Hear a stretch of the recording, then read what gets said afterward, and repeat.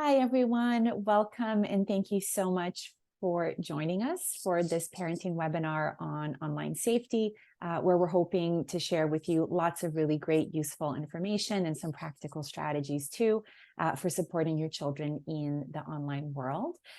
For those of you who are watching a recording of this webinar, this is in fact a live webinar, and we've had lots of parents from your district sign up. So we want to make sure that we give them perhaps a minute or two to trickle in. We have our number of participants on the rise. So I think while we're waiting for more parents to come in, what I'm going to do is look through our participant list and look for Jeff. There's Jeff, and just invite Jeff to unmute and just give us a few words of welcome while we wait for everyone else to come in. Thank you, Theodora. Thank you, Sarah. My name is Jeff Smith, and I am the Assistant Director of Technology for the Farmington Schools.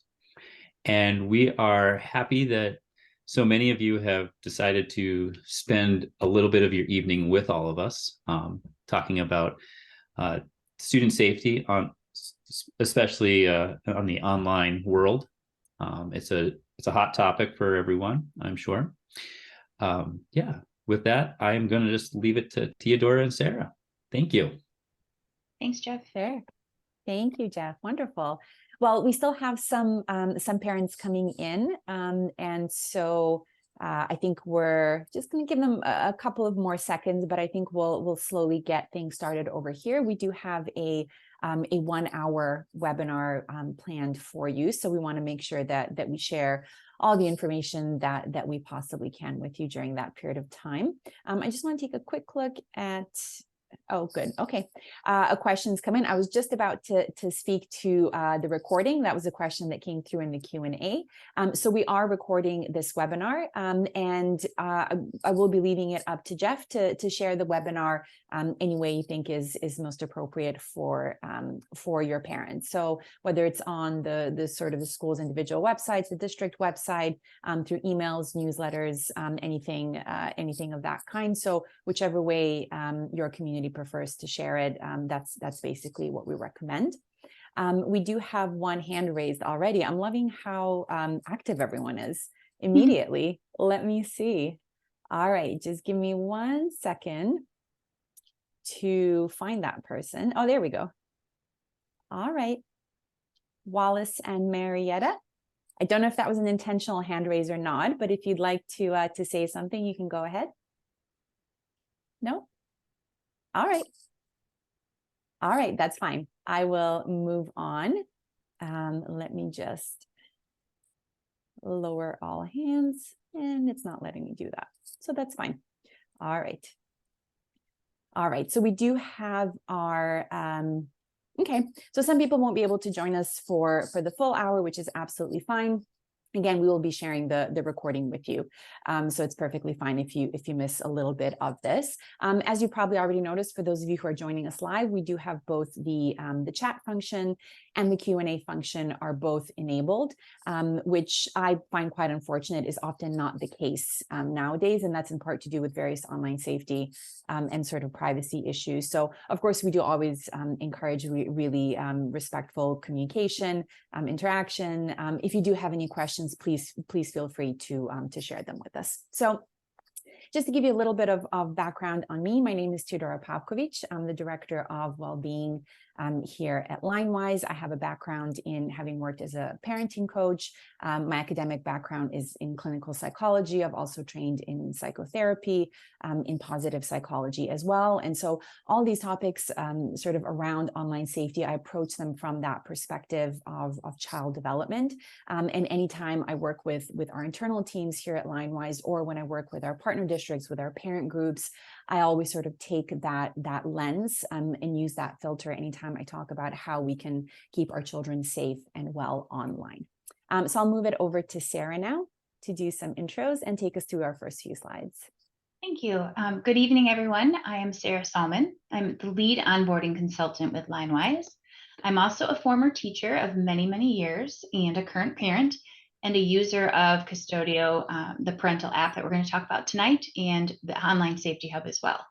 So I'm looking forward to sharing all of this great information with you, and welcome, and thanks for being here.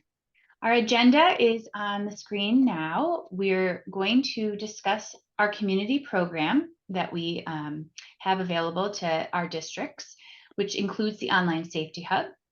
And then Teodora is going to talk to you about social media and gaming, also the key online safety risks, and then the wonderful ABCs of online safety management, which then I will take us to the custodial parental control and well-being app, aligning with those ABCs, which she'll be discussing later in the walkthrough.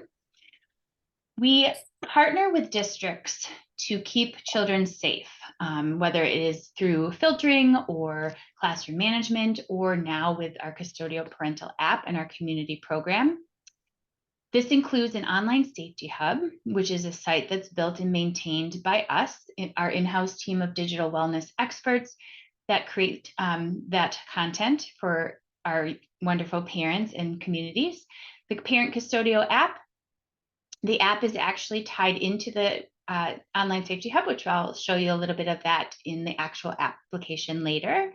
And then we also have a wonderful Teodora Pakovich, who does parent webinars, such as this one this evening, to really help take a deeper dive into digital wellness, and some really great information that she'll bring.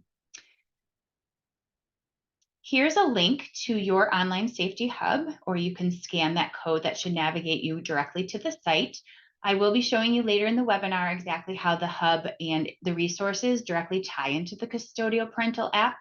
But it's definitely a great place to go to get really current information about applications, about games, and some really great tips and tricks, and etc. So I'll show you a little bit about that a little bit later, after Teodora talks about online safety and digital wellness. Wonderful. Thank you, Sarah.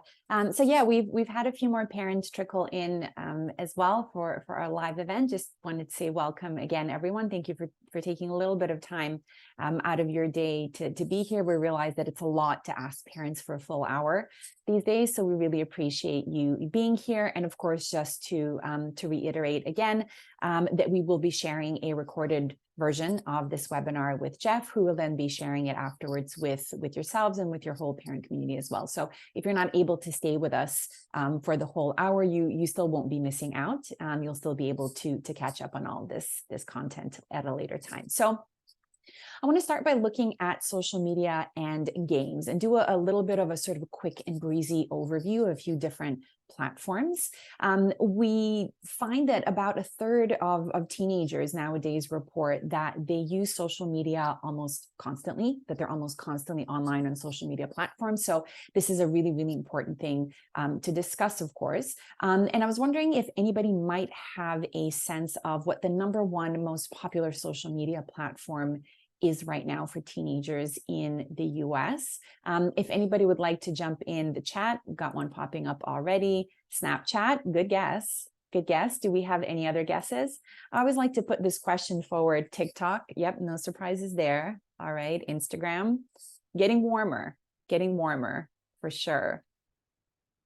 All right, I might Facebook, not so much. Facebook did a really good job of actually buying Instagram a few years ago because they realized that younger people weren't that interested anymore. So I won't tell you just yet what it is. Here we go. We have the YouTubers. All right. So YouTube is actually the most popular, what is now considered to be a social media platform. We thought about it as really purely video-based content for a while, but it's definitely considered to be a social media platform. And about 95% of young people in the US report using it on a really, really regular basis. So closely following it is TikTok. So all of you who said TikTok, you were really not too far from the truth and the reality of the situation there. And then Instagram is the third one there. And I will be talking to you a little bit about all three of these platforms. As I mentioned, this is going to be a little bit of a sort of quick and breezy walkthrough of some of these platforms. I will be mentioning a gaming one at the very end as well.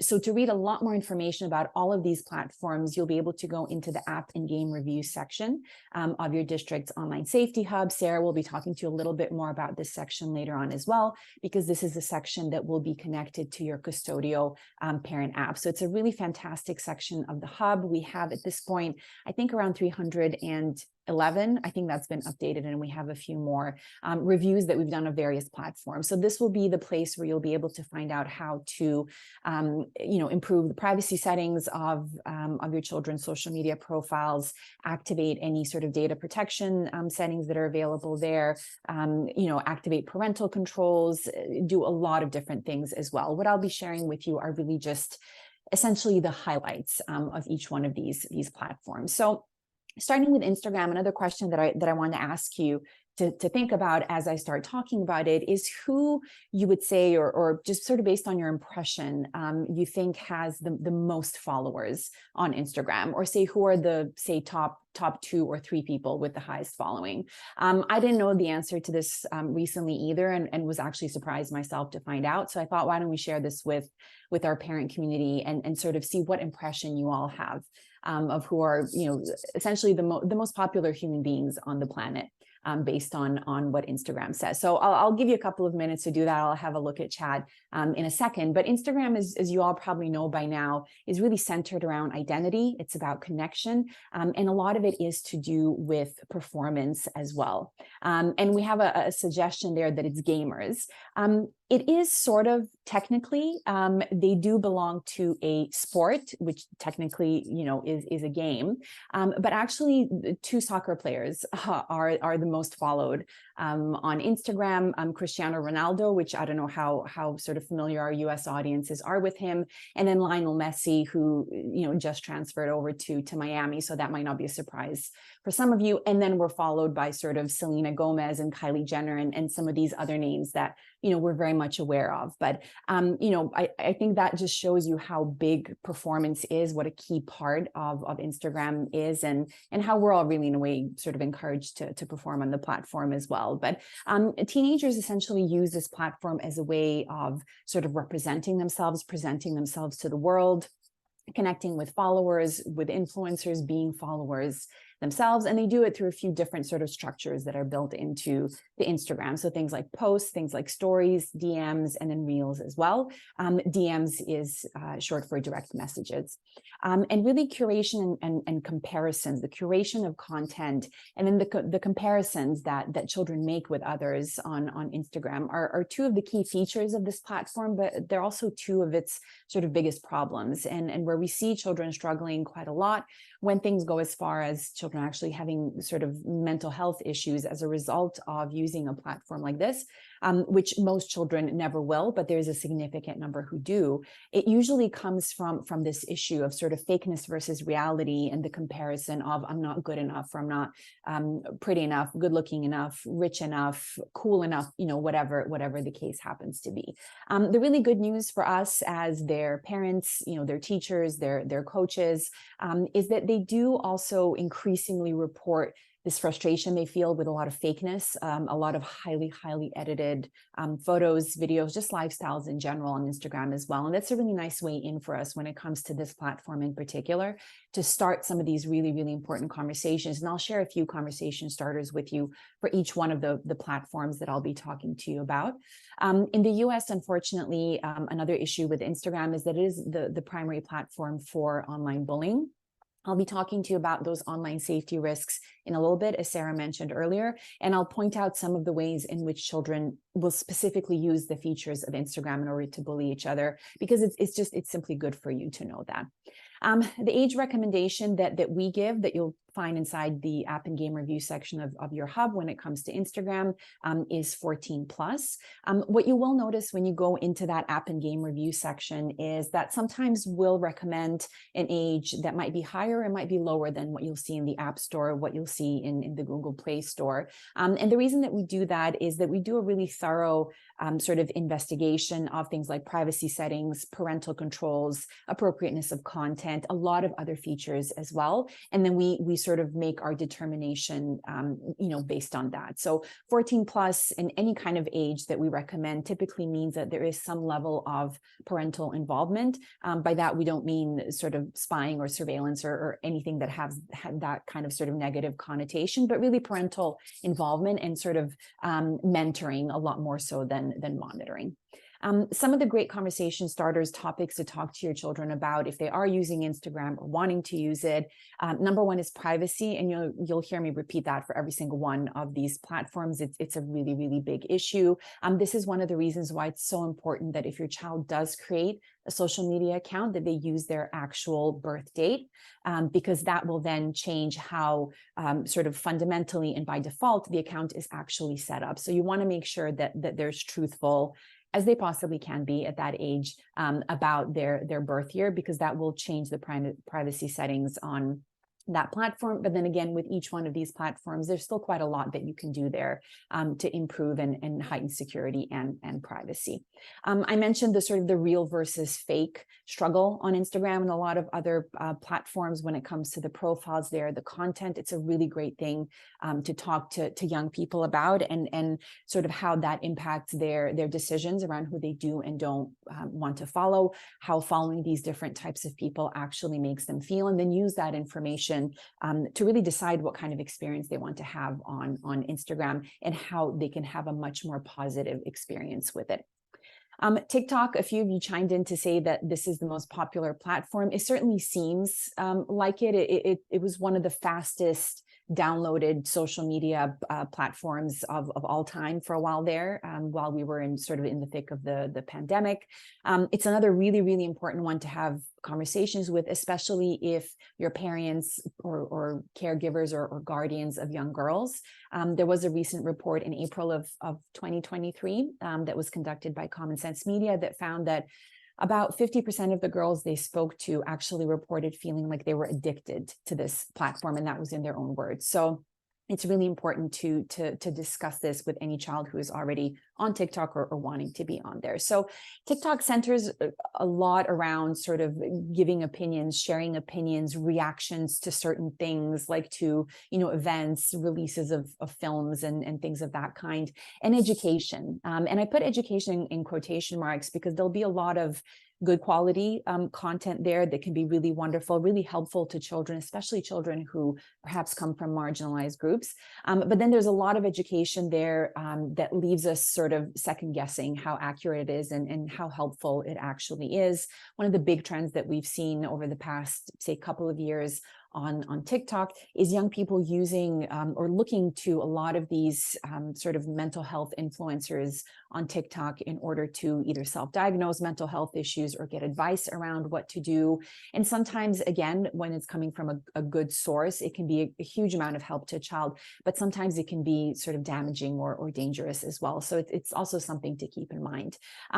TikTok originally sort of started as quite a fun app, and it still can be in a lot of ways. A lot of lip syncing, dancing to sort of choreographed, synchronized videos, a lot of short form content, a lot of parodies, fun challenges. You can find a lot of sort of quick and raw information on a host of all sorts of topics. And the way it works is that the For You page provides you with content that is curated by the TikTok algorithm. And that can, of course, mean, depending on the content that you consume there and depending on the algorithm as well, and that user-generated content, that you can stumble upon some really great, really fun, really helpful even information, but it can go all the way to the other end and not be quite so helpful. So it's incredibly important to have that conversation with your child as well around the fact that some of their experience on this platform is under their control and is under your control as well as their parent, as their guardian, but some of it can still sort of get out of hand, which is due to the algorithm that powers this particular social media platform. Short form content is sort of king on TikTok, and trends become viral very, very easily, again, because of how the algorithm works on this platform. Our recommendation here is 15 plus. And some of the great conversation starters that we think are, again, privacy. So talking about setting up the account for privacy, but also talking about the types of information that we do and don't want to share on this particular platform. The lines have been somewhat blurred when it comes to that. And TikTok is one platform where that comes across quite a lot. Some of the pros and cons of having a social media world where it's really filled with user-generated content. And what that means is that TikTok on its own as an organization doesn't create any of its own content that you can go to the platform and view, but it really allows all of us as the users of this platform to create our own content. And again, that can lead to a lot of fun, a lot of useful, a lot of educational content, and on the other hand, to a lot of the other kind as well. So, talking about the difference between these and talking about how we can actually influence these algorithms in order to, like I said, with Instagram, to really try to mold our experiences online as much as possible. There's a huge sort of heap of it that we can't really control, but there's also a lot of it that we really can. And it's really important for our children to be very aware of that. And we come to the winner of the competition of the most used, most popular social media platform, which is YouTube. YouTube is and has been all about show and tell, learning, entertainment. Those of you who have younger children have probably had them, watch cartoons and all sorts of other things, singing, dancing videos, unwrapping gifts videos. Those were the craze a few years ago. So a lot of really sort of educational content there. And YouTube has actually become a really sort of serious and probably most popular video search engine, which is not a surprise because YouTube is actually owned by Google. So it makes perfect sense. And again, it offers a whole range of really helpful educational material, as well as some of the more sort of problematic and potentially even dangerous material there as well. What we typically recommend is for children under 10 to use YouTube Kids, which is sort of like the sister app, if you will, that is more geared towards younger children. And then for children who are 10 plus, we definitely recommend that parents do things like activate YouTube restricted mode, do things like disable autoplay as well. And again, you can learn how to do this inside the Online Safety Hub.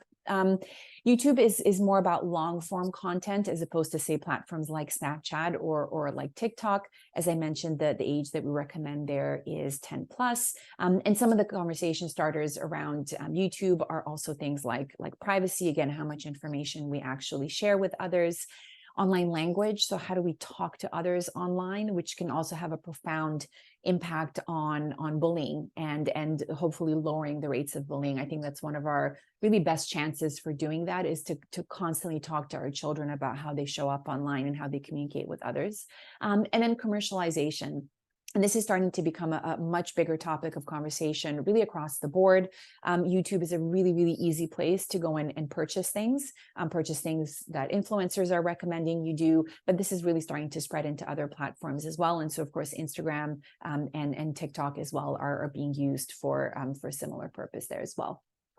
I wanted to make sure to mention just at least one game, and for those of you who are maybe gamers or who have kids who are gamers, I apologize that we don't have more this time. I just wanted to make sure to sort of highlight one, and later on when I talk about online safety risks in just a minute, I will talk a little bit about gaming behavior and some of the sort of the tips and recommendations that we have there. Minecraft has over and over again been listed as the most popular gaming platform. It's all about building worlds. It's all about surviving in different worlds that you build. And it's really about upskilling. And that's one of the reasons why children love it so much. The sort of pixelated type of theme is something you, if your child plays this game, you might find quite familiar, if not irritating by now. But it's essentially a creative sandbox style game. Again, we have a lot of user-generated content here as well. It's not just social media platforms, and players can basically create different worlds. They can interact with different players as well. The good news for both the kids and you as their guardians is that there are a few different options for how this game can be played. So either on public or private servers, it can be set to online or offline mode. And then it can also be played solo, or it can be played with friends as well. The age recommendation that we have there is 9+. Again, this is provided that sort of privacy settings and protection settings are actually put in place. And some of the things to talk about here as well, again, are privacy. As another reminder, in-app purchases, which again is sort of connected to this sort of issue of commercialization that I was talking about before. Many of you are probably aware of the fact that other brands such as Lego, for example, have collaborated with Minecraft, and you know, there's t-shirts and there's all sorts of different things. So it's a really important conversation for any family to have in terms of, you know, how much money do we actually spend on gaming and sort of everything that's related to it. App jumping is not an actual phrase, that's a phrase that I made up, but it reflects some of the behavior that we see with children online, in that, for example, if you do have a Minecraft player, they may also have a YouTube community where Minecraft is talked about a lot, and there are a lot of videos that are Minecraft related there as well. And so we want to make sure that even if our children are sort of app jumping, that they understand that, you know, age restrictions and types of content available will be different across these different platforms. And then, of course, screen time. I think games, perhaps even more than social media platforms, have been created to keep us there for a long period of time, right? It won't be a couple of minutes and then we just sort of drop them and forget about them and come back to them a couple of months later. All of these different gaming and social media platforms want our eyeballs on them as long as possible. So how do we actually create those limits, which is something I'll be talking about in a little bit there. The one final thing I wanted to share with you here before I move to the online safety risks is a more sort of troubling trend that we're seeing in terms of not even necessarily how much time children spend online, but the age at which they're doing that on platforms that are really not appropriate in terms of their content and just how they've been built. So this is a relatively recent report conducted by a media-focused organization called Precise TV.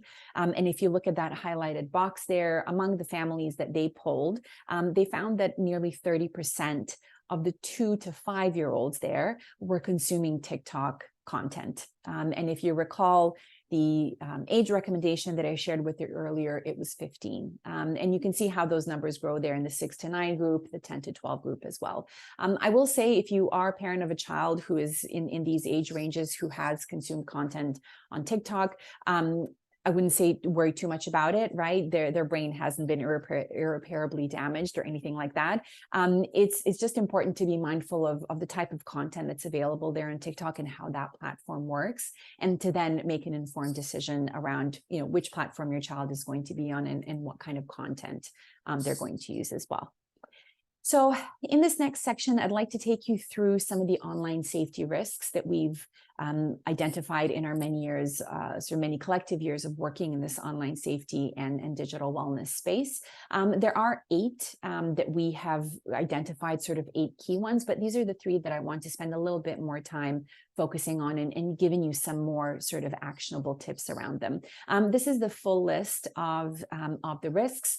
Again, you'll be able to find more information about each one of these inside the Online Safety Hub. So if, for example, you have maybe an older child and perhaps you know, sexting and nudes is something that's coming up as an issue in your household, or not even an issue really, but just a question, and you don't hear me talking about it, you will be able to find a lot more information about it inside the Online Safety Hub.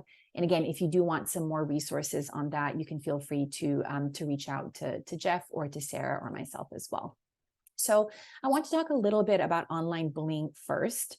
And it's a really important thing to talk about because an overwhelming majority of teenagers have experienced either bullying or harassment in the US.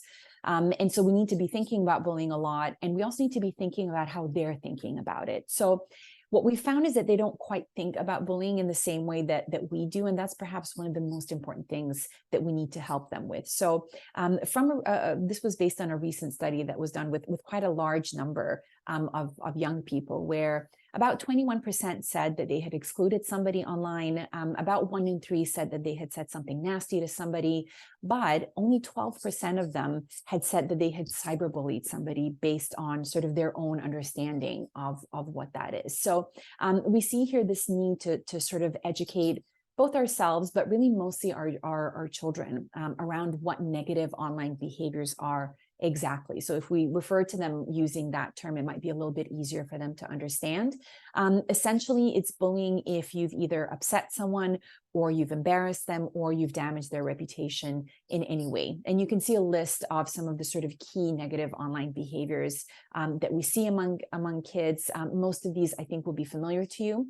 The two that I just want to highlight, because I mentioned them earlier in the context of Instagram, are insult tagging and polling. Those are two of the most common ways that children will sort of bully on Instagram.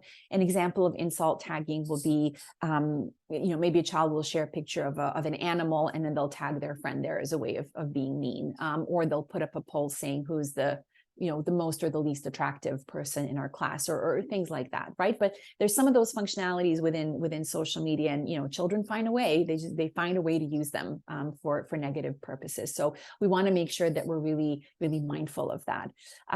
When it comes to sort of our children being bullied themselves, parents often ask what are some of the ways that they can sort of detect that this is happening. And there's a sort of more passive observational way and a more active way that we recommend. So for one, it's really about observing your child and noticing if there are any sort of emotional or any behavioral types of changes. You notice them either using technology suddenly a lot more than they normally would, or they've distanced themselves kind of drastically from it. Maybe there's certain changes in mood, maybe there's certain changes in snappiness, irritation, things like that.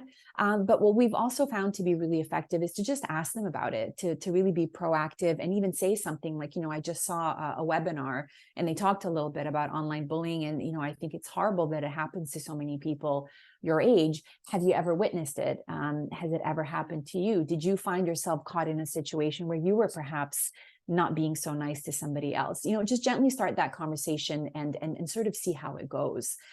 This goes hand in hand with the first tip that we share in terms of how we can support young people when it comes to bullying. So we always want to try and listen to them openly, non-judgmentally. We want to show up to help them problem solve instead of sort of solving the problem for them.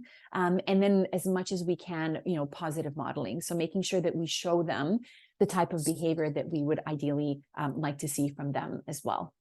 And the one final thing I wanted to leave you with here when it comes to online bullying is just show you some of the sort of the key points of what perhaps a sort of typical online bullying sort of management case might look like, if you will. So the first step there would be to take a screenshot of any sort of problematic content and then make sure that it's removed from that platform.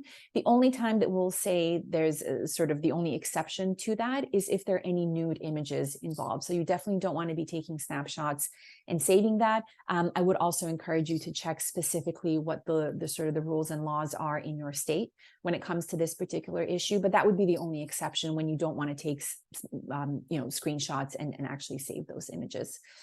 You want to really familiarize yourself with how to report these issues. And there's a section within the Online Safety Hub where you'll be able to learn how to do that on each of the major social media, gaming, and messaging platforms. You want to, again, ask your child how you can help them problem solve. You want to use certain strategies that are sort of built into the platforms, like blocking, hiding comments, ignoring the bullying entirely if you're able to, or if it's happening in a gaming setting, changing the server or the room or the actual game that your child is playing. And then, of course, ultimately, if you really need to engage your school district, and ideally you won't need to, but even law enforcement if that's necessary. Moving into gaming and gaming behaviors, a common question that comes up is, how do I know if this game is safe for my child? So Minecraft, how do I know if that's okay for my, say, 3-year-old, for example, as opposed to my 16 or 17-year-old? These are the sort of the 3 key points that we always recommend parents think about, spend a little bit of time researching. I think gaming sometimes can take a little bit more of a parental involvement than social media can. I think in some ways it's also easier to scope out a game and get a sense of whether it's appropriate or not. So appropriateness of the content, the age appropriateness of it. Is there an online chat function available within the game? Is it relatively easy to if not block it entirely, to at least control who your child can contact and who can contact them? And then what are the chances that your child will have issues with screen time management and with that quote unquote addictiveness of that particular game? Some of the sort of key tips and recommendations that we have there to make gaming as healthy as possible. You will hear me refer to bedtime, to sleeping, to bedrooms quite a lot here. I'll be talking to you about screen time in a second. It's very similar there as well. We definitely want to set that off time before bed of a minimum of about 30 minutes, even to an hour are some of the recommendations. Avoiding any kind of game or device of any kind being left in bedrooms overnight. Really encouraging, if you do have a teenager, to co-create or even create their own gaming schedule, and then you can talk about it together. Again, a great conversation starter. Using parental controls. So Sarah will be talking to you about Qustodio in a little bit, whether they're sort of native and built-in controls or paid controls, whenever that's needed. And then really talking to your teens and teaching them a little bit about some of those healthy motivators for playing games. I want to, connect with friends. I want to learn. I want to become better. I want to learn how to problem solve, whatever it might be, as opposed to, I just want to avoid doing my homework, or I'm incredibly nervous, before my exam tomorrow, and so I'm going to try and cope with, say, 5 hours of Minecraft or something like that. And then finally, before I talk to you a little bit about our ABC approach to online safety management, just want to talk a little bit about screen time.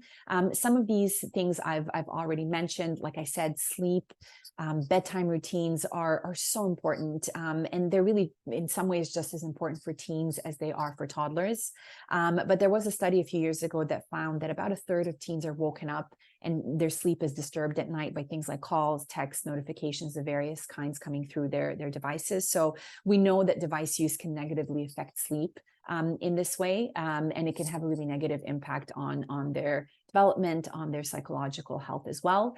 So some of the recommendations that we give is to really set a very clear schedule for your child's screen routines, to look at about 2 or 3 hours of entertainment and social-based screen time, ideally.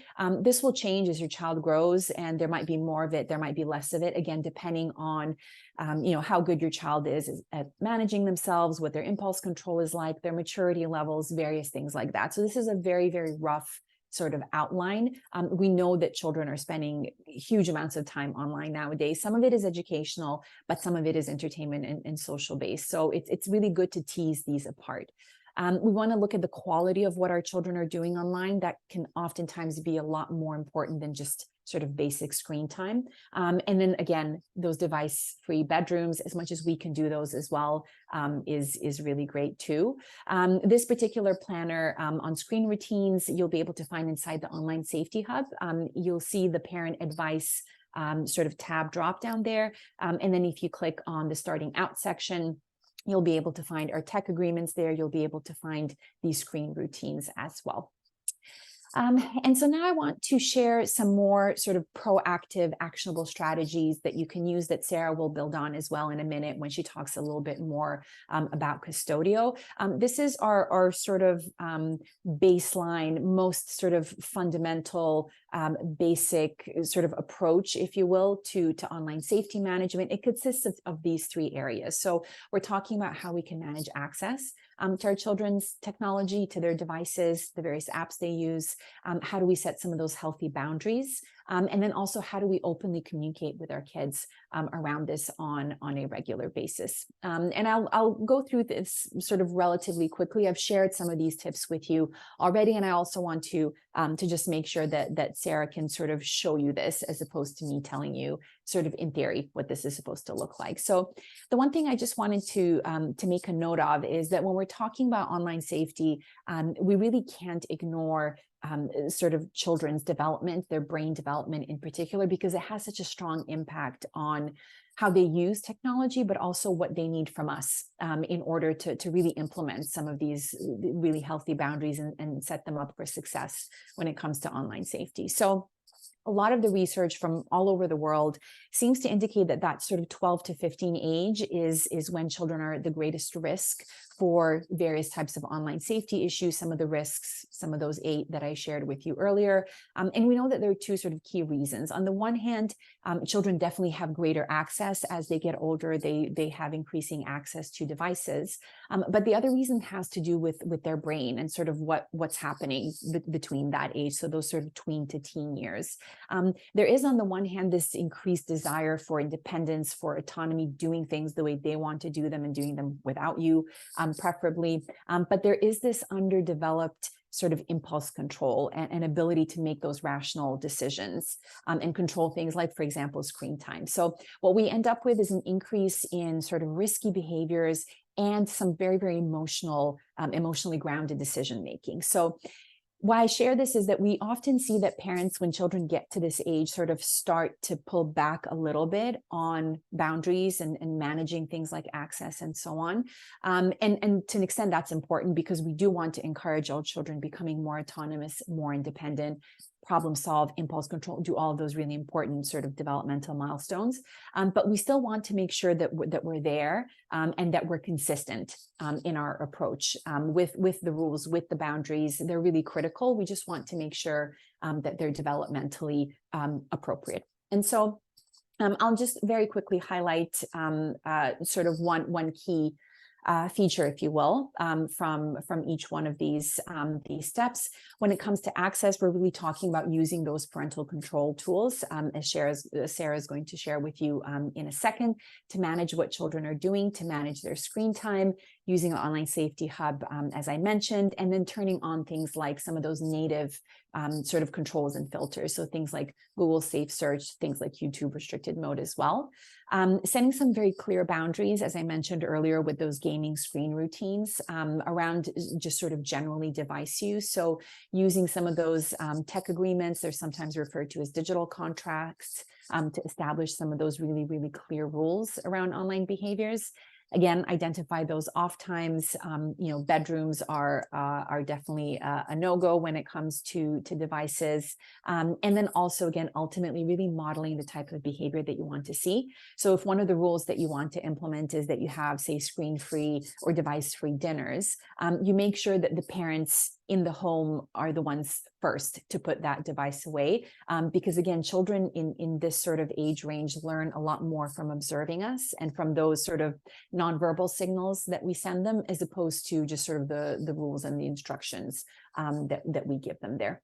And then the third and final step there is really talking about this often. So making online safety a frequent talking point. We find that children who come from homes where this is talked about a lot are the ones who do tend to report the most positive experiences online and the least amount of some of those negative experiences, some of those risky experiences that I talked to you about before. So again, using some of those communication strategies that I shared with you before, really getting there alongside them, really showing your children that you can be a resource. And again, sharing things like the fact that, you saw this webinar and you learned a few things about some of these platforms and some of these approaches to online safety, talking to your children about any experiences with bullying, any other things. What are their favorite social media platforms, least favorite? What games do they like?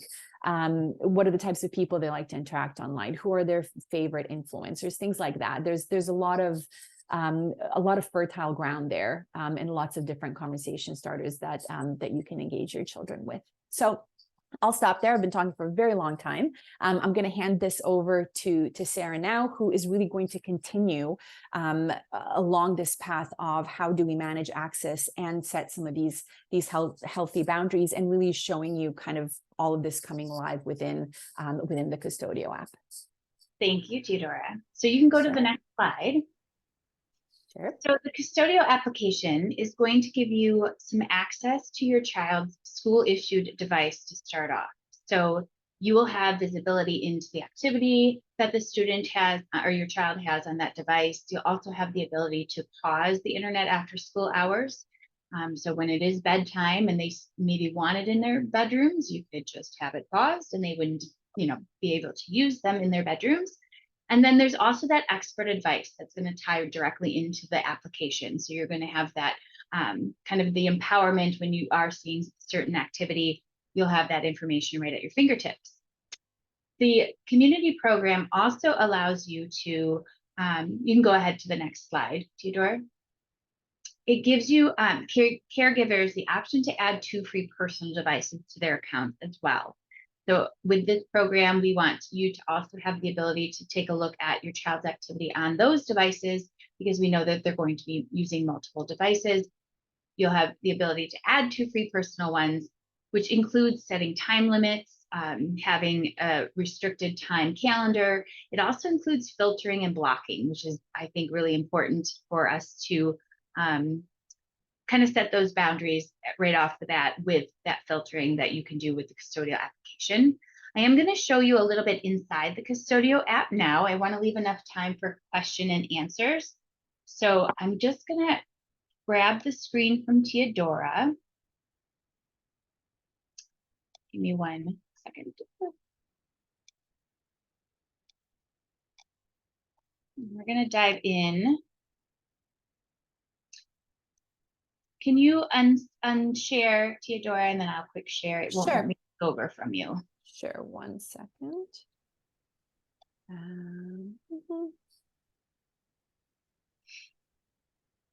Just give me one. Oh, here we go. Mhm. All right. Perfect. Thank you. Sure. So at the end of this webinar, we will show you how you can connect to your child's school issued device through the Custodio application. And this is what it will look like once you get connected. These are my students. They're demo students. I have Liam here. With the Custodio application, you can actually set the age level, which Teodora had mentioned, some of those recommended ages. It will give you some insights and some little tiny icon alerts to let you know if they're hitting that recommended age or it is something that they're below, and then you can find out more information. This is where you'll be able to pause the school issued device on your child. It is after school hours for us over here, so I would be able to set that time limit for how long that device is not usable.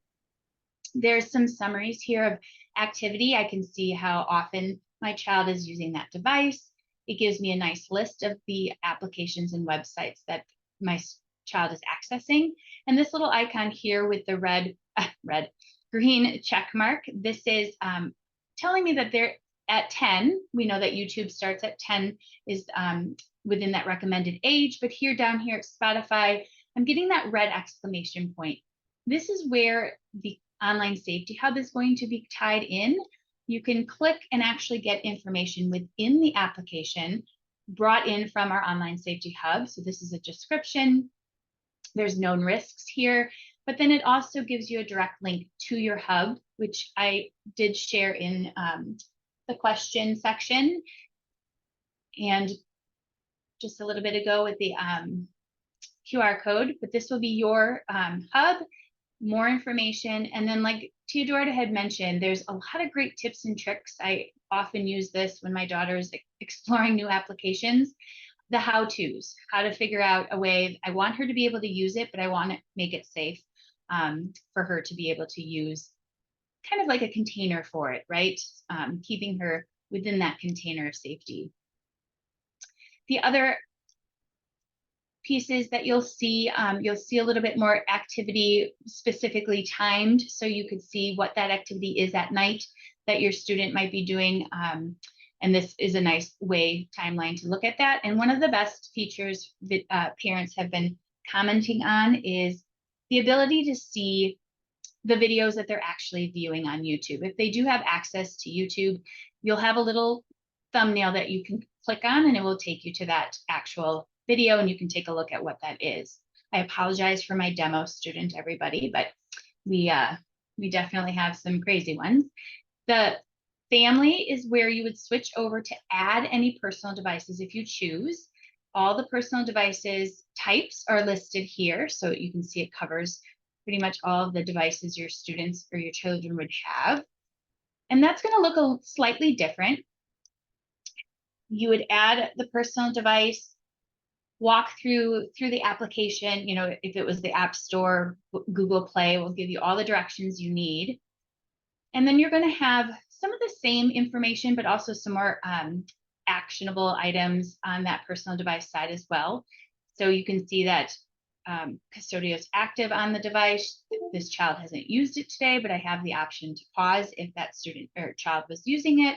Gives me how much time each day. This is really helping the parent understand, you know, the days that maybe there is more screen time. I've noticed with my child, the behavior is different on those days versus days that she has that more limits. Lots of great web activity information here. Because it's being filtered, I can see if she's trying to access some of those blocked content filtering sites. The timeline, it looks same as the student issued device, so it's really nice to have that familiarity there. And then the web filtering really in our house is something that I never took into account, that the devices that we are, purchasing for our student or children and giving them aren't going to be filtered the way school issued devices are. The school issued device is extremely, they're doing the best they can to keep it safe. I hand over the iPad and I didn't realize that it's not as safe. So with the Custodio application, I'm a little bit more reassured now that I have it on her device that these categories are immediately by default blocked. And then I can go and block anything else that I think that maybe my daughter shouldn't be accessing, but I also can do specific websites. So it really gives me some flexibility there. And then I have to be honest, this is my favorite of all time because as a parent, oftentimes when they're on their iPad, we get stuff done and she's not capable of stopping when she thinks, time is up. However, when I do set these time limits and she reaches them, it does stop her device, give her a little message, and then she asks for more time, of course, which I could add, or I realize that that's now time to play outside. So it gives you lots of great flexibility for those personal side of things, as well as that school issued device. If you want to pull up the slideshow one more time, Teodora, and we'll finish up and then have questions. Sure. We did, just while I'm sharing my screen, Sarah, we did have one question from Shayna. Yeah. Asking, do I download it on my daughter's things or mine also? That's a great question. So once we get the slideshow up, I'll show you what the school issued device side is. So we have to start with the School Connect URL, and that's what that QR code is going to be. It's going to connect you to custodio.com/my-school.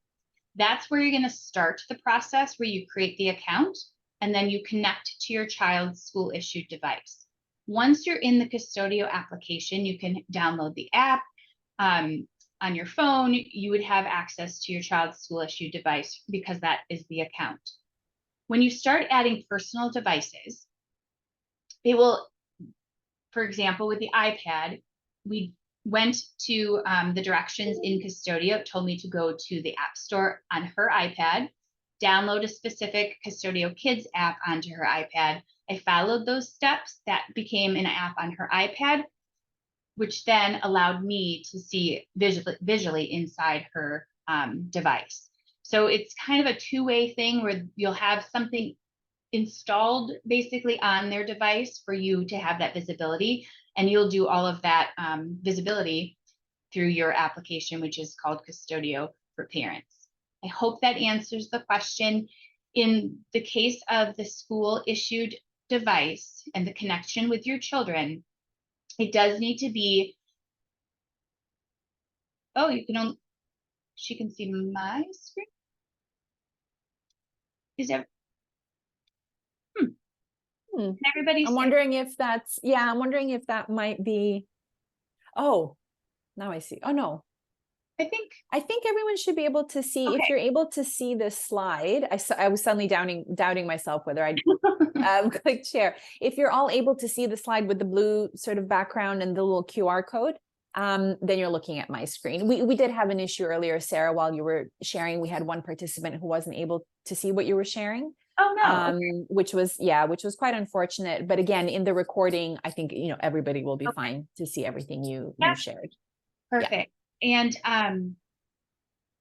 the school, just note that you do have to use the email that your district has in the system. So if you do go to custodio.com/my-school and you enter an email and it says users not found, that will give you the indication that it might be the wrong email, because I know a lot of us have more than one email.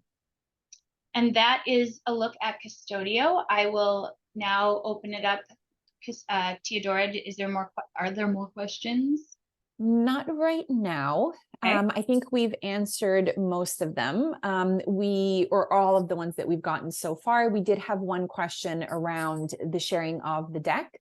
I just wanted to say that typically we don't share this deck with our parent communities, only because we have to go back in and edit it so frequently, given how often technology changes, and sometimes we'll focus on different apps. It won't always be the four that we shared with you right now. What I will go ahead and do, though, is I will create a sort of more condensed version of the content that I had shared with you, because again, the person who asked the question pointed out that there is a lot of information that was shared, and I absolutely agree with you. My personal preference tends to be to overshare as opposed to undershare. Want to make sure you have all the information that you need. So I will be creating a sort of condensed version of this deck, and then I will go ahead and share it with Jeff, and then Jeff can share it with all of you. So might need a couple of days to do that, but I'll be sure to get that through to Jeff. So yeah, so that was one of the questions we got through the Q&A. Does anybody else have any questions, either to do with setting up Qustodio, with how to use Qustodio, the types of sort of data that it can provide you with, any information that I had shared, anything at all, really? And we do have the sort of the benefit of having Jeff here as well, so that in case there are any sort of district specific questions in terms of those school issued devices, now is also a good time to ask those, given that we have Jeff here. You're very welcome, Adina. Thank you for being here. All right. Looks like that's it. We've had 2 parents connect in this. Oh, nice. Yep. So I hope that was successful and you feel good. Wonderful. And yeah, I'm excited. Wonderful. Great. Sounds good. All right. Okay. So what I might do, Jeff, is just invite you to unmute again, and just sort of wrap us up a little bit, and then that will be it. Sure. Thank you, Teodora. Thank you, Sarah. I appreciate both of your time this evening to present this to our parent community. And I'd like to thank all the parents out there who did join us this evening. This is something that is very important to the technology department and the school district as a whole, to make sure that our parents are aware and educated for keeping our students and our children safe throughout their childhood. Yeah, if there are ever any questions or concerns, feel free to always reach out to the technology department as far as technology issues go. And the district is always more than happy to answer any other questions. Thank you. Sounds great, Jeff. Thanks, Jeff. Thank you, Sarah. Thank you to all the parents. Thanks, everyone. Bye. Bye.